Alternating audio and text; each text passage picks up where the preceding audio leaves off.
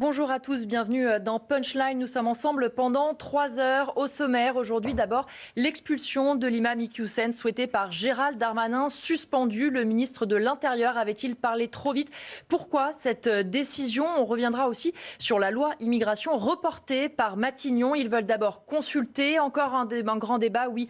Mais pourquoi faire? Le ministre de l'Intérieur est-il désavoué par sa première ministre? Et puis, dès après le journal, on commentera d'abord ce rodéo urbain qui a fait deux jeunes victimes de 10 ans à Pontoise. On en débat de tout ça avec mes invités. Régis Le Sommier, bonjour. Bonjour. Grand reporter, Thierry Mariani, bonjour. Bonjour. Député européen Rassemblement National, François Bersani, bonjour. Porte-parole Unité SGP Île-de-France. Et vous, Mourad Batik, bonjour. Bonjour. Avocat au barreau de Paris. Je me tourne d'abord vers vous, François Bersani. Est-ce que vous avez d'autres informations que celles qu'on vient d'entendre de mon confrère ? Écoutez, sur la santé de ces deux enfants qui ont été fauchés alors qu'ils jouaient à un jeu auquel on a tous joué, à savoir chat, en bas de leur immeuble, on n'était pas sur la voie publique, on était vraiment dans l'emprise de cette résidence des Hauts de Marcouville, de Pontoise.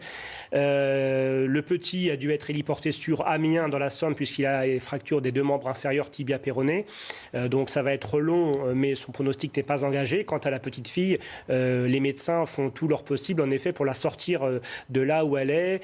Son pronostic est engagé après ce lourd traumatisme crânien. Donc aujourd'hui, c'est une illustration pour tous ceux qui parfois esthétisent le rodéo urbain. On a eu ce débat ici après le Festival de Cannes où des artistes en faisaient un film et estimaient que c'était un nouvel esprit, le cross-bitume, ce qu'on appelle. Voilà, le cross-bitume, il faut dire à tous ceux qui auraient eu la tentation de s'y livrer que ça peut tuer ou sinon ça peut mutiler, ça peut rendre infirme, ça peut blesser surtout des enfants de 10 et 11 ans qui jouent bêtement devant chez eux, qui n'ont rien demandé à personne.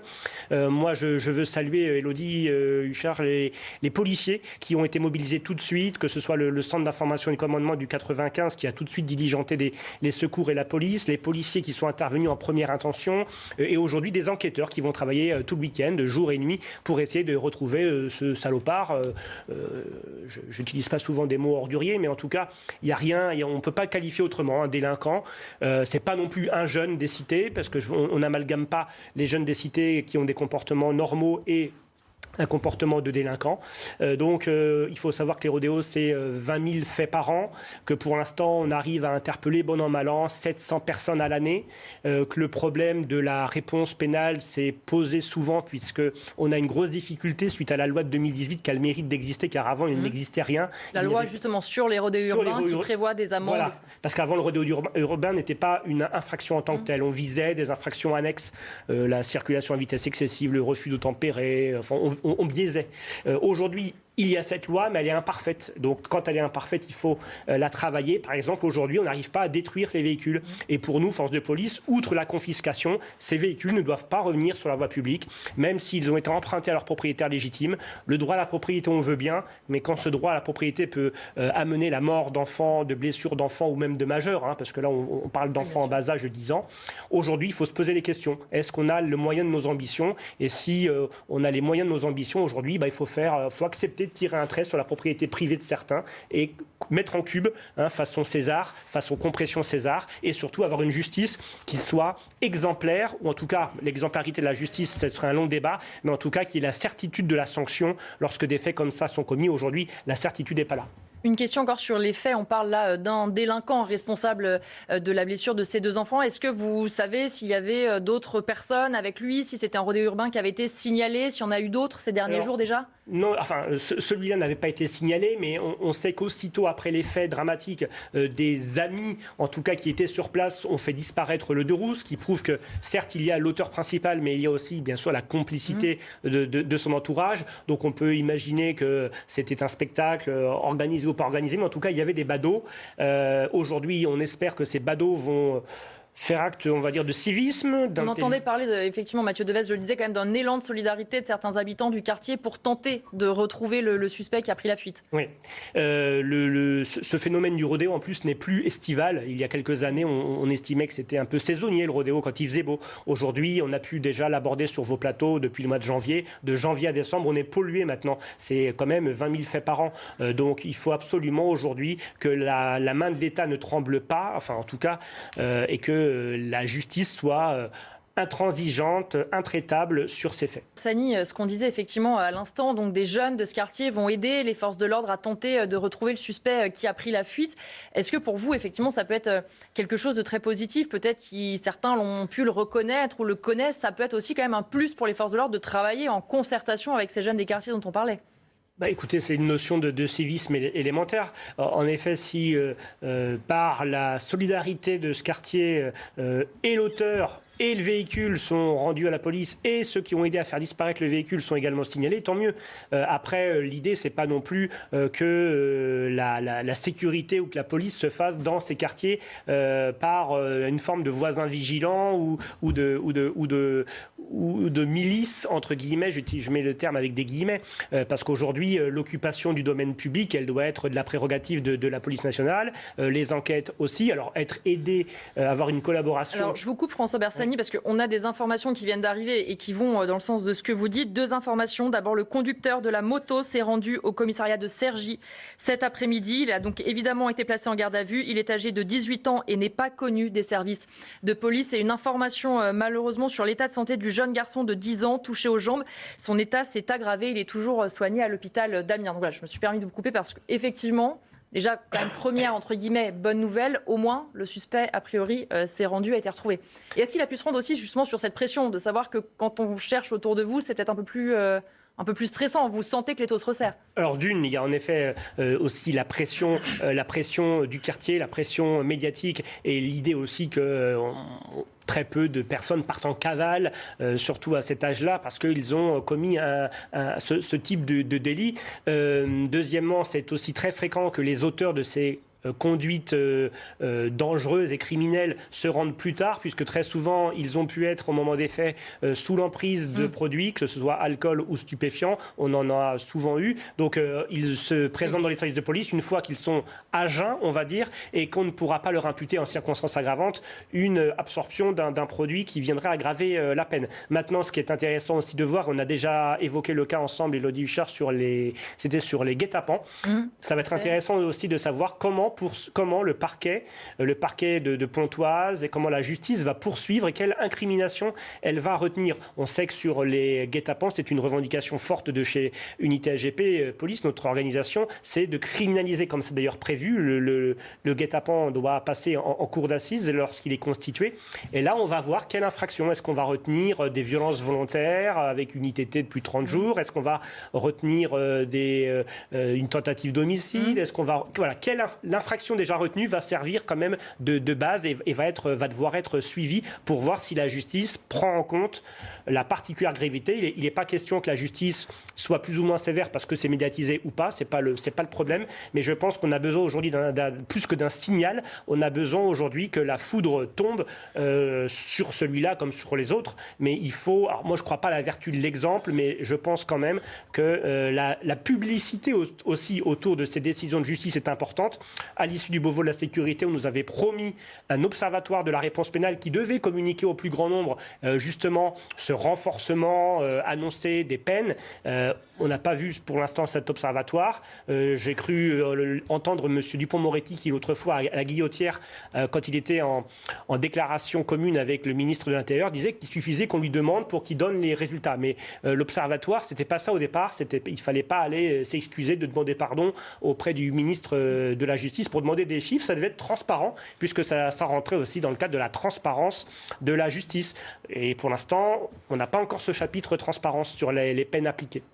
Nous sommes toujours en plateau accompagnés de Régis Le Sommier, grand reporter, Thierry Mariani, député européen Rassemblement National, François Bersani, porte-parole Unité SGP Île-de-France et Mourad Batik, avocat au barreau de Paris. Je voudrais qu'on revienne sur ces chiffres. D'après le ministère de l'Intérieur, les atteintes contre les forces de l'ordre sont 50 à 60 fois plus fréquentes que pour l'ensemble de la population. On revoit les faits divers récemment.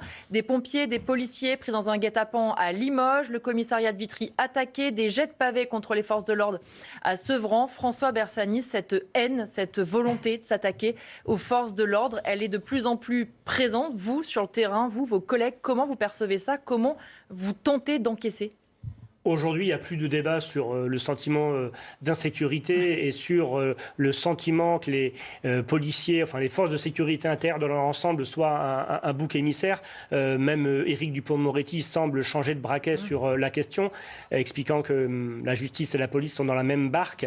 Il faut toujours rappeler un chiffre.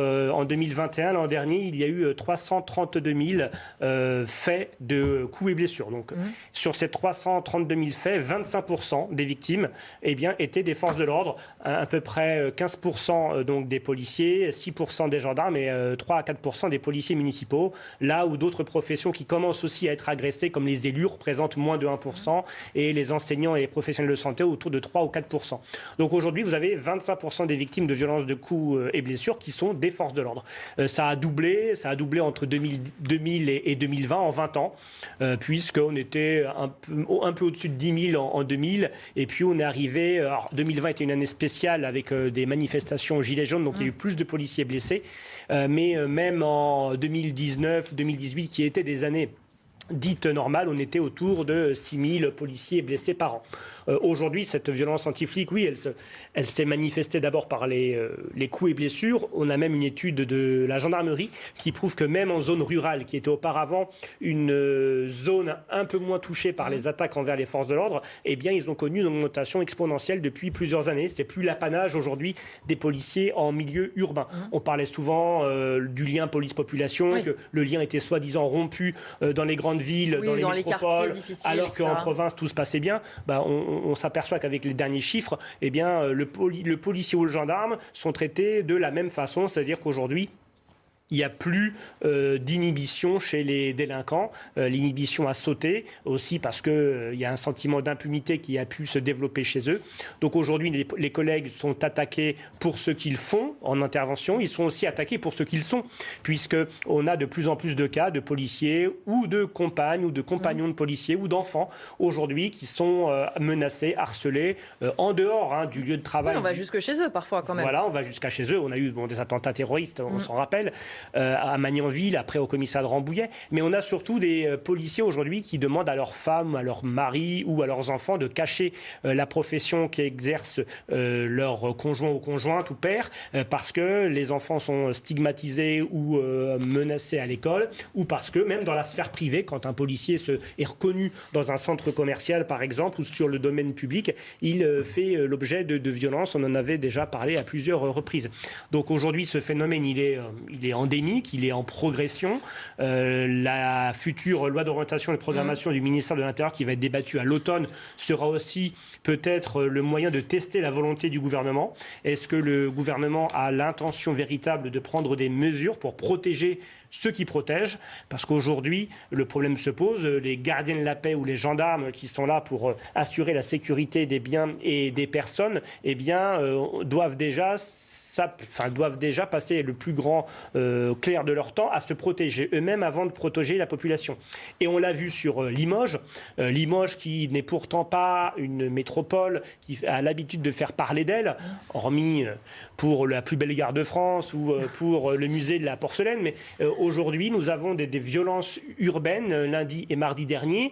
Et pour répondre à ces violences urbaines, il y avait 20 policiers sur cette circonscription de nuit à Limoges, 200 000 habitants.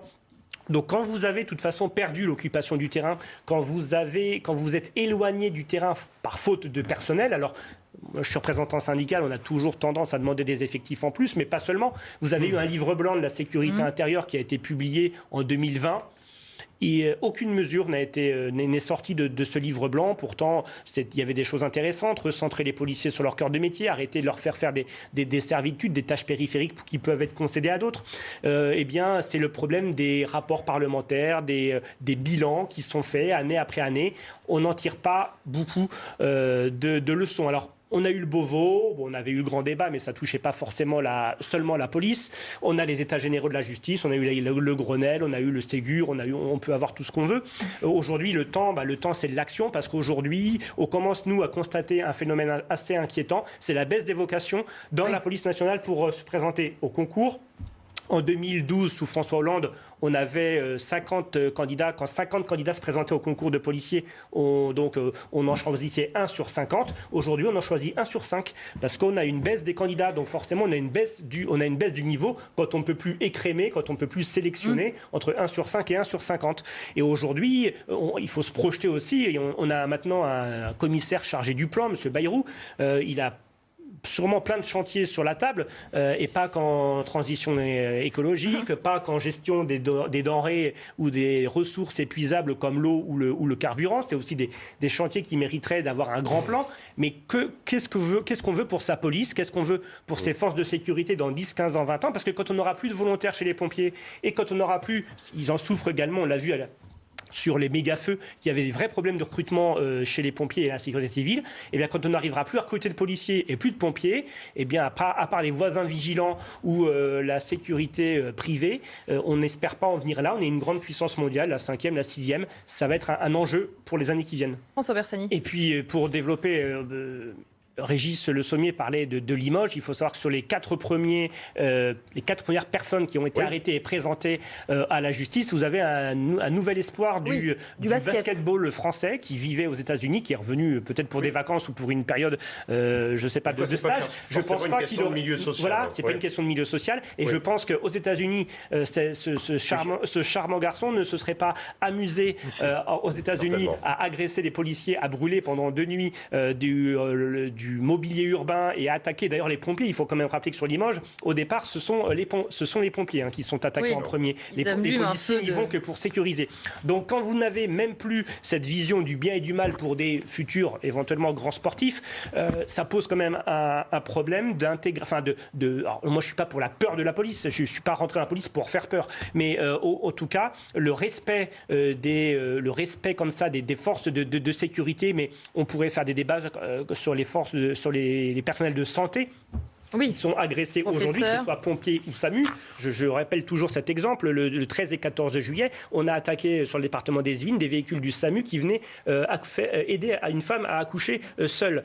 Donc quand on attaque maintenant des professionnels de santé d'urgence, en effet, on savait déjà que le pays allait mal, mais en tout cas, il n'y a plus de barrières, il n'y a plus de barrages maintenant. On attaque ce qui représente l'État. Oui. Sani, et après, très rapidement, et pour lutter contre l'immigration irrégulière, il suffit pas de faire une grande loi cadre ou un grand discours comme au Muro, ou une grande loi cadre comme la loi séparatisme. Il faut aussi après que l'État dispose des outils adéquats pour faire appliquer. Deux exemples. Aujourd'hui, les centres de rétention sont bondés, sont pleins. Il n'y a pas suffisamment de place. C'est comme la surpopulation carcérale. Aujourd'hui, on se prive de faire exécuter des obligations de quitter le territoire parce qu'on n'a plus de lieux disponibles pour faire séjourner les étrangers en situation régulière avant l'expulsion. Deuxièmement, une grande réforme se prépare pour la police nationale à l'automne 2022 qui s'appelle les directions départementales de la police nationale. Dans le cadre de cette réforme, le ministère de l'Intérieur a décidé de supprimer bon nombre de brigades mobiles de recherche de police aux frontières. Les brigades mobiles de recherche,